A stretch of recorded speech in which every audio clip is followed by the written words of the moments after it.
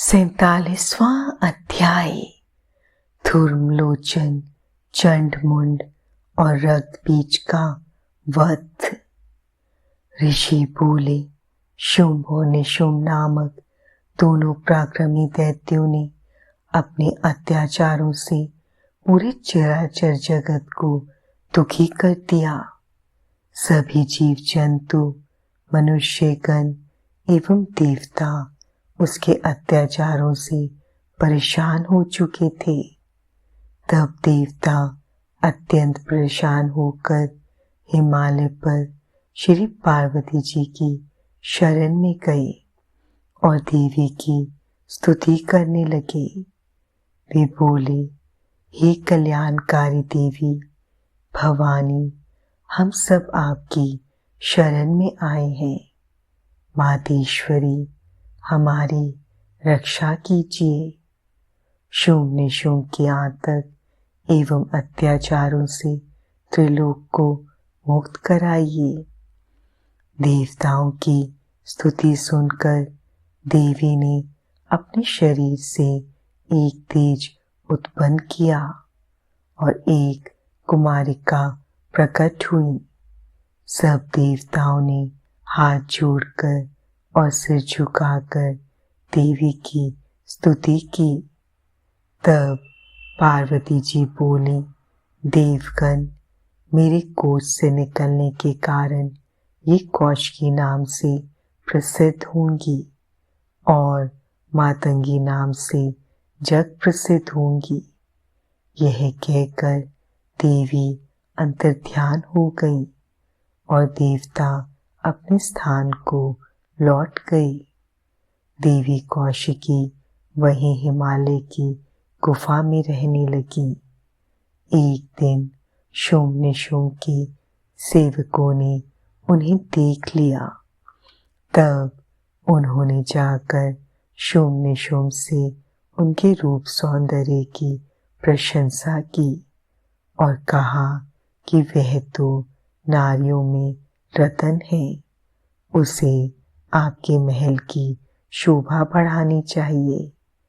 तब देवी की प्रशंसा सुनकर शुंभ निशुंभ ने अपना दूत वहां भेजा। तब दूत ने जाकर देवी से कहा, मेरे स्वामी शुंभ निशुंभ आपके रूप की प्रशंसा सुनकर आपसे विवाह करना चाहते हैं। उन्होंने विवाह का प्रस्ताव लेकर ही मुझे यहाँ पर भेजा है। दूत की बात सुनकर देवी बोली, दूत, जाकर तुम अपने स्वामियों से कहो कि मैंने ये प्रतिज्ञा कर रखी है कि जो भी मुझे युद्ध में परास्त कर देगा, मैं उसी से विवाह करूंगी। अपने स्वामियों से कहो, आकर मुझसे युद्ध करें और मुझे हराकर मुझे अपने साथ ले जाएं। दूत ने शुंभ निशुंभ को सारी बातों से अवगत कराया। सारी बातें सुनकर शुंभ और निशुंभ क्रोधित हो गए। उन्होंने अपने सेनापति धूम्रलोचन को आदेश दिया कि तुम उस नारी को यहाँ लेकर आओ। यदि वह प्यार से ना आए तो जबरदस्ती उसे उठा लेना। अपने स्वामी की आज्ञा पाकर धूम्रलोचन हिमालय पर्वत पर देवी को लेने पहुंचा। जब देवी कौशिकी ने चलने से मना किया तो वह देवी पर शस्त्र लेकर झपटा। देवी ने उसे भस्म कर दिया और सिंह ने दैत्य सेना को तितर बितर कर दिया। जब शुंभ निशुंभ को धूम्रलोचन के मारे जाने का समाचार मिला तो वे गुस्से से भर गए। उन्होंने चंडमुंड और रक्तबीज को देवी को लाने वहां भेजा और आदेश दिया कि यदि वह ना आए तो उसका वध कर देना। वे दैत्य देवी के पास गई और बोले, सुंदरी, तुम प्रेम पूर्वक शुंभ निशुंभ में से किसी को भी अपना पति बना लो और खुशी से राज्य करो।